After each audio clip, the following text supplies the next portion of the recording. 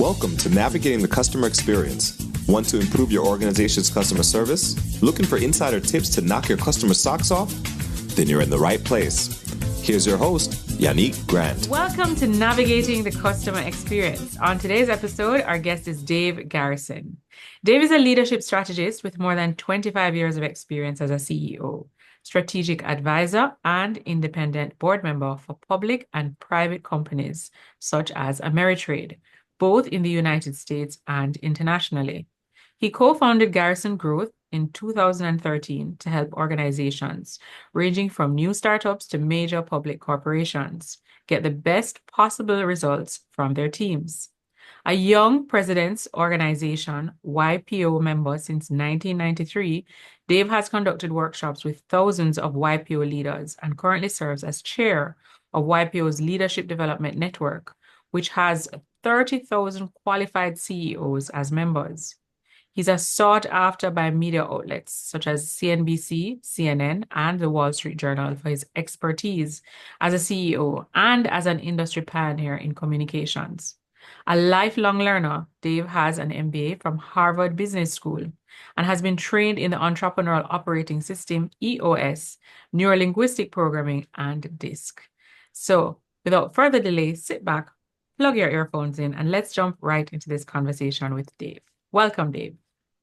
Thank you for having me. Excited to be here. So, Dave, can you tell our listeners just a little bit about your journey, how you got from where you were to where you are today? Absolutely. I had the privilege of serving as chief executive officer for multinational communications companies for a couple of decades. Tried my hardest, did the best I could, had some spectacular successes, some very humbling failures, and I learned from each. And a couple of my mates came to me and said, you know what? We don't think you're really happy being CEO of multinational companies and having all this attention and money and all that stuff. And I said, what do you mean? And they said, it's really important you figure out what brings you true joy, what makes your heart happy. And that led me on a journey to realize that what I love is I love to see people achieving their full potential, to achieve things that they didn't think were possible. And so that's the journey I'm on today with individuals and teams. And what I know to be true and what I've observed personally and experienced as a customer is that how your team feels about their work and their workplace is directly related to the experience that a customer has. So true. So you wrote a book, right? Could you remind me of the name of that book? I believe it's The Buy-in Advantage. Excellent memory. It's The Buy-in Advantage, Why Employees Don't Care and What Great Leaders Do to Inspire Them to Give Their All. About that book.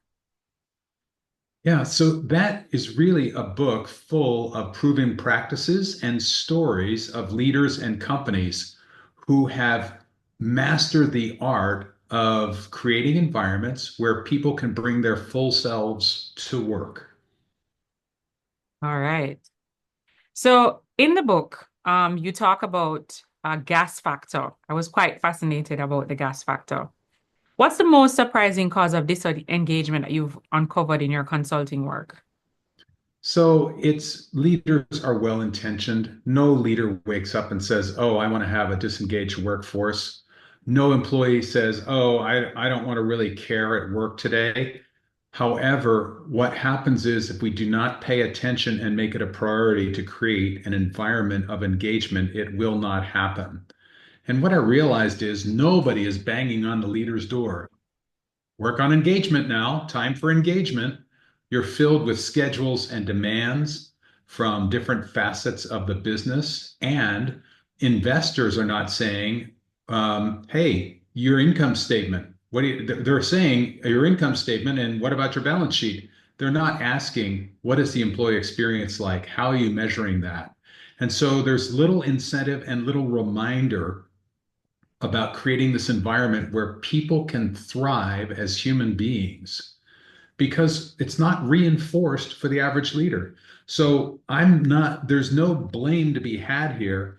There has not been a modeling by leaders of what it looks like to create amazing environments. And that's why I mean, the latest data from Gallup that came out in April says engagement in the global workplace has dropped again. It's dropped. And it's not only a low level, like a third of the workers care, it's dropped again. And so that's an opportunity. It's an opportunity to be more competitive. It's an opportunity to create a workplace where you can retain the best talent and allow people to give their all. All right, perfect. Thank you so much for sharing. Now, many companies, Dave, they will default to like, I would, for lack of a better word, like perks that are not necessarily things that employees consider to be the greatest. They may even default to bonuses, ping pong tables, and even different things that they're trying to do to drive morale. What do you believe, why do you believe these things are missing the mark? And what do you think will actually help to move the needle to get employees more engaged? Yeah, there are a couple of parts to that answer. And you've absolutely identified the way most leaders think about it is if I just give more money, people would be happy until they reach the point where they say, I can't afford any more money. These people are ungrateful. And then you get into this dynamic of ungrateful employees because I already pay them well. And so then you Right. go to the free donuts and ping pong table and free pizzas on Fridays. And look, money is appreciated, bonuses are appreciated, the ping pong table is appreciated, the free pizza on Fridays is appreciated, but that's not what's most important to employees. What we see in today's, for example, Gen Z is money is important. Equally important is having an impact and identifying with a common purpose, a compelling purpose of why are we doing this? And it's never about money. So how are we changing the world because we're in this business or in this nonprofit or in this government organization? And third, I really enjoy the people that I work with. So where impact, a sense of my voice is heard, I can have an impact where I can align with the purpose of the business and where I can work with people who have my back, you have a trifecta, much more powerful than free pizza, much more powerful than ping pong, much more powerful than bonuses, which are great, but have a very short half-life. The Yeah. impact does not last. Money is important, but money is not what keeps people. And if money is what attracts people to your business, it's what will allow them to leave. They'll just go to the next gig that pays more. Mm-hmm. Agreed. So true. Now, you do emphasize that leadership must move from control to empowerment. And Mm. for those of our listeners that may be micromanagers, right? What's the first habit that you would suggest they employ to ensure that they're going to break this habit? Micromanaging is done from the right place. Micromanaging is done from a true desire to make sure that every detail is paid attention to as only the owner or the leader thinks that they can do. So Mhm. the first thing to do is to recognize that micromanagement actually holds the organization back. Because if in fact you are the leader and you're in control of everything, it means the organization will perfectly mirror your weaknesses. Mhm. And one of the principles in the Buy In Advantage book is that all of us are smarter than any of us. So we truly believe in the collective genius. And so if you are a micromanager, and I, first of all, give yourself credit because it's done from a good place and a place of good intent, and it's dysfunctional for the organization. But if you are a micromanager, what I'd ask you to do is to identify one or two areas where your micromanagement best serves the organization and empower people in all other areas. And let me give you an example.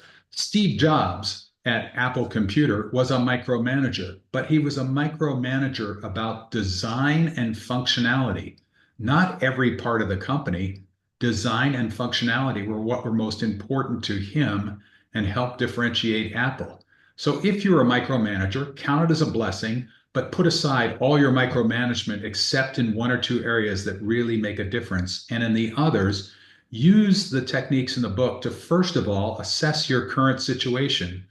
Assess your current situation with your team and have your team discuss what are the most important issues to address first and what elements of the book can we use to address them. Mhm. Okay. Now, the book focuses on three pillars: inspired people, smart outcomes, and empowered teams. Yes? Yes. Which of these do you find organizations struggle with the most and why? Um, Under the pressure of changing times and competition and supply chain issues and pricing issues and everything else, we tend to make very long lists of what's important and flood the team of people in an organization with what's important. And so, one of the principles in the book is three is greater than seven. We can only focus on three things at a time. And if you think about phone numbers around the world, they're generally broken into two group numbers or three numbers of groups of three numbers. Mhm. And just the last are four numbers. The last four digits are your unique number. But they're broken into chunks because we can remember chunks, and the brain can easily handle three priorities.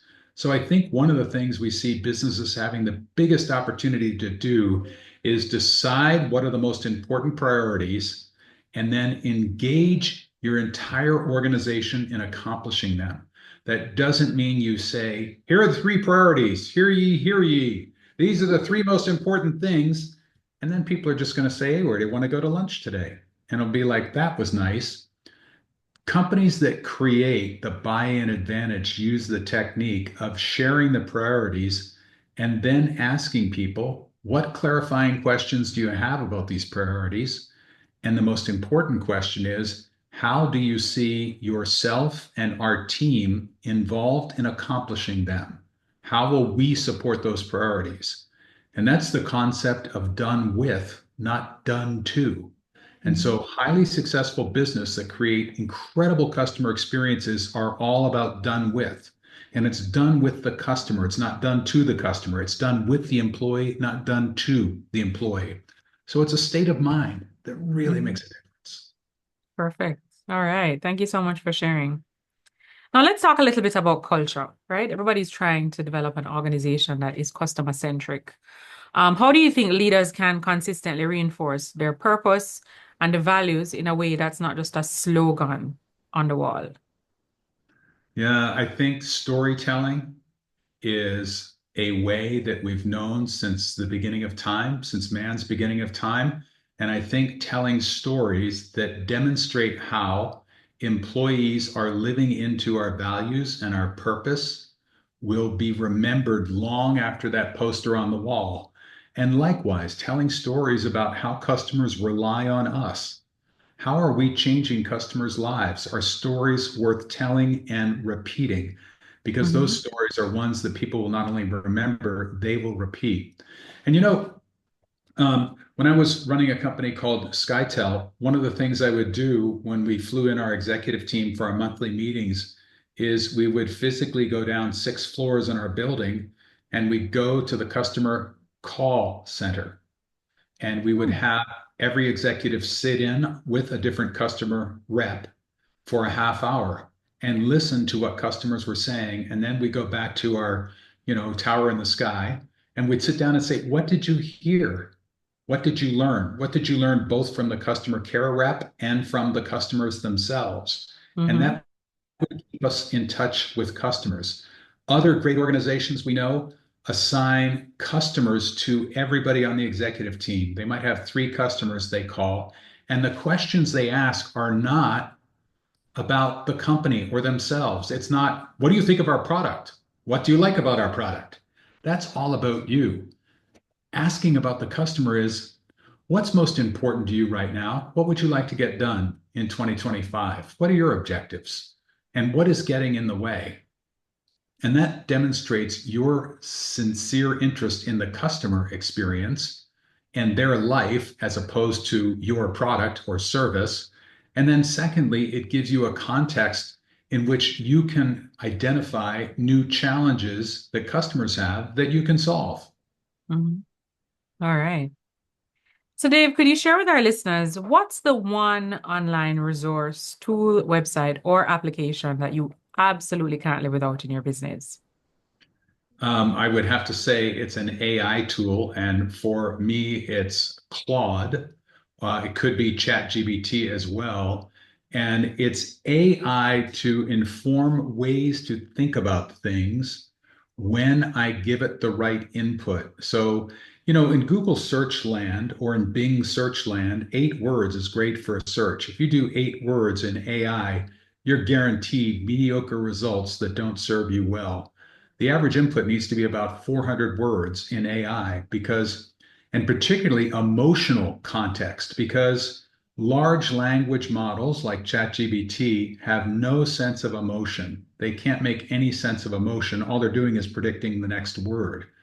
So if you want to describe customer experience, share a couple of sentences about what that experience should be like and ask it specific questions about what you're looking for in terms of organization or ideas on how to promote or whatever it is. So Mhm. AI as a tool is one I can't live without.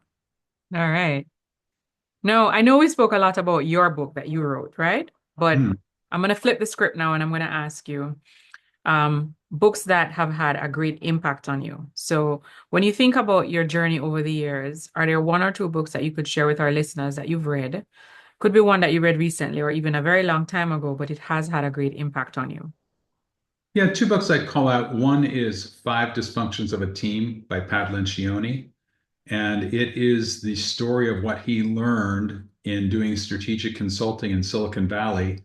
And what he learned was the plan is interesting and not very relevant if you don't have a healthy organization. So Mhm. it's all about having a healthy organization. And he points out if you don't have high trust, you cannot have a healthy organization.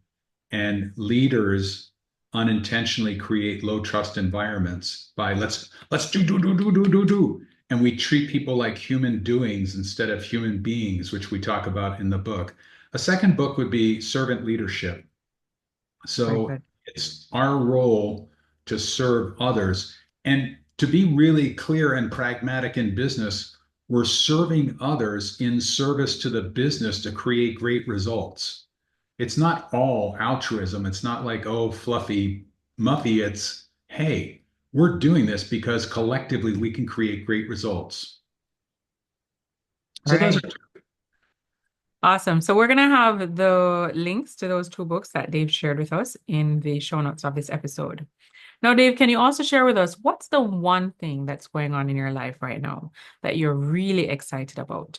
Either something you're working on to develop yourself or your people. Yes, it is actually a service that we are creating, which are workshops at 2 different levels. So we're developing workshops that leaders can attend in person or virtually to learn about a specific topic. For example, it could be creating the environment of retaining employees. It could be best practices in recruiting. It could be drama-free problem solving. So very specific kinds of workshops. And the other is a C-suite retreat where we take a couple of days and you join with other C-suite leaders to compare experiences and learn how the C-suite can influence and create in your culture the buy-in advantage. So those things are pretty exciting because it's a new opportunity to spread the gospel, if you will, of the buy-in advantage and how it benefits businesses and people. People want to work where it matters. People want Yeah. to work where they feel they're around people that they can trust. People want to work where they're heard, where they have a sense of Hmm. impact. Hmm. It doesn't mean that your employees are running the business.